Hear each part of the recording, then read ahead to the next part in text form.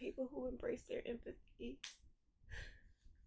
can see a person at their point of excellence, right? It's more than just being able to see that they can exude a talent, say something smart, say something wise, do something well. It's the overall. So when you see a lot of women in relationships with men who are so off balance, these are the same women that these men keep coming back to or can never shake. And will always try to be with a woman who can emulate those same skill sets because they've done something and cut so deep that they won't get their other woman back. Everybody has the ability to be empathetic, just like everybody has the ability to be a complete jerk. It's how you nurture it. It's what you feed yourself. It's the type of, it's what quenches your thirst.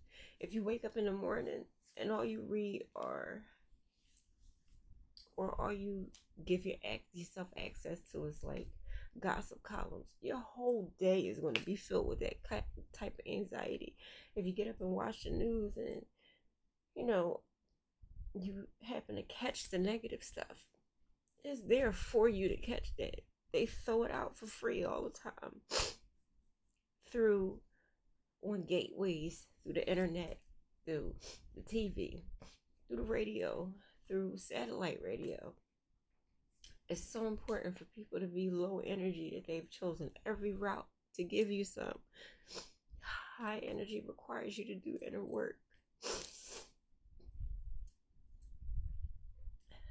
And when you see people say, oh, they're an empath, everybody's an empath, okay? There's nothing special about being an empathetic person until you actually start practicing it.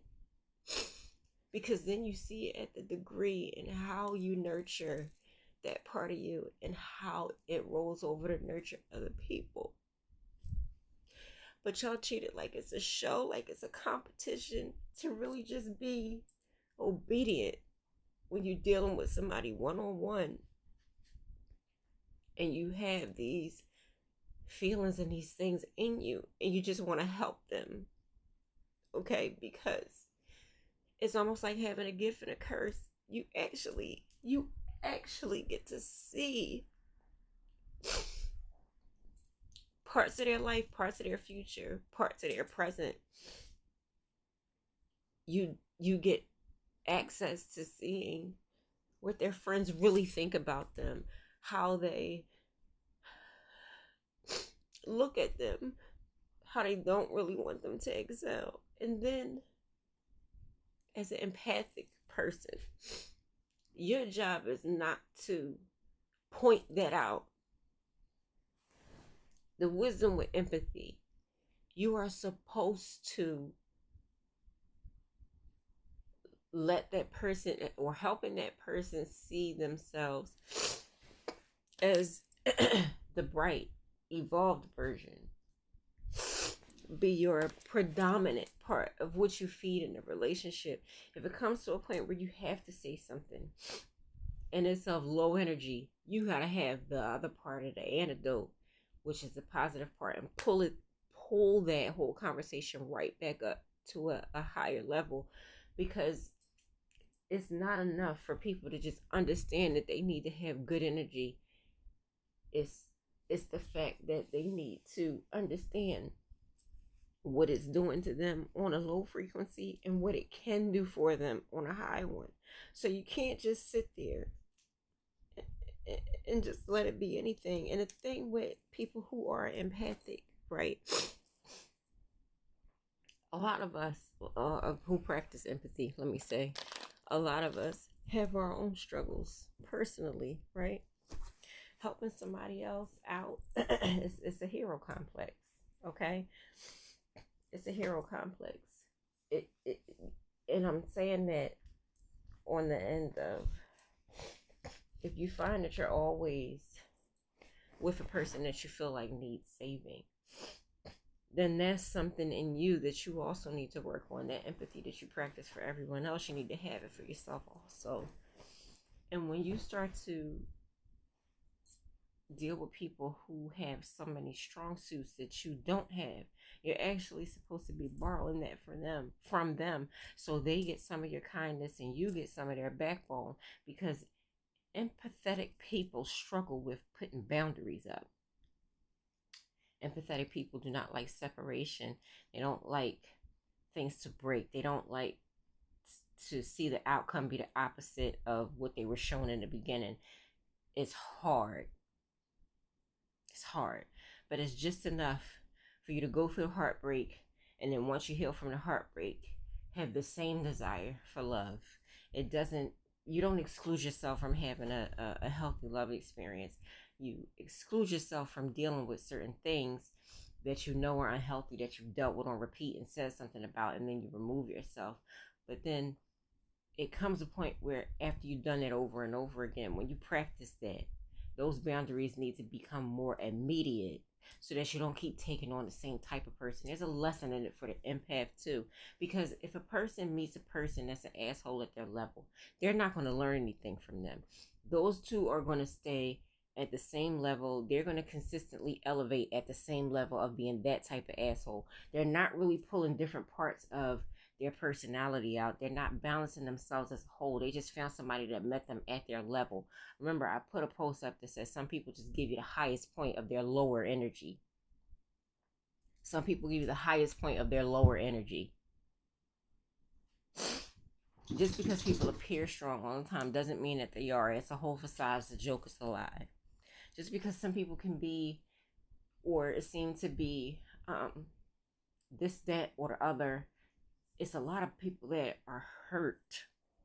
I'm one of them. Through the pain, you find ways. You have to know your ultimate why. I'm not talking about the why you want the job, why you want the level of success. I'm talking about why. Why are you freaking here? Why? And once you start asking that question, you will start to get the answers. Some people are so hurt that they don't ask because they literally don't want to know, because they're so hurt, and then it becomes a lamb chop song.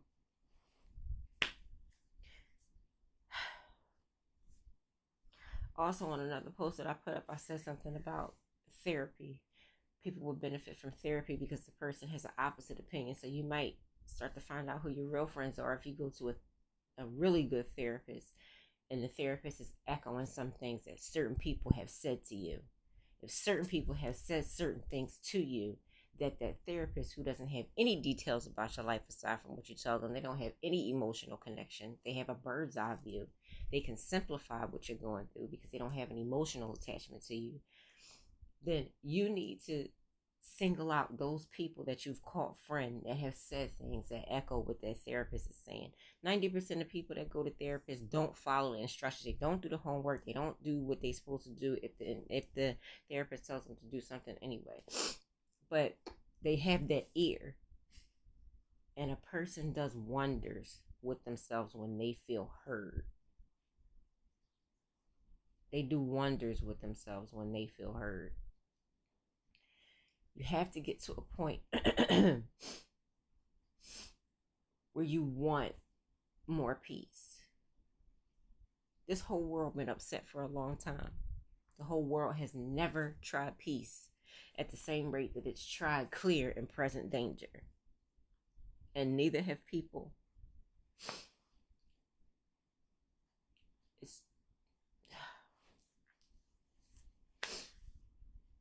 It is 3:29 in the morning. I hopped up. I took a shower. I laid down. And my thoughts started streaming and I burst into tears. I started talking about something, and then I was led to say this. So, only thing I can do is hope that what I'm saying right now is helping anybody that can hear me.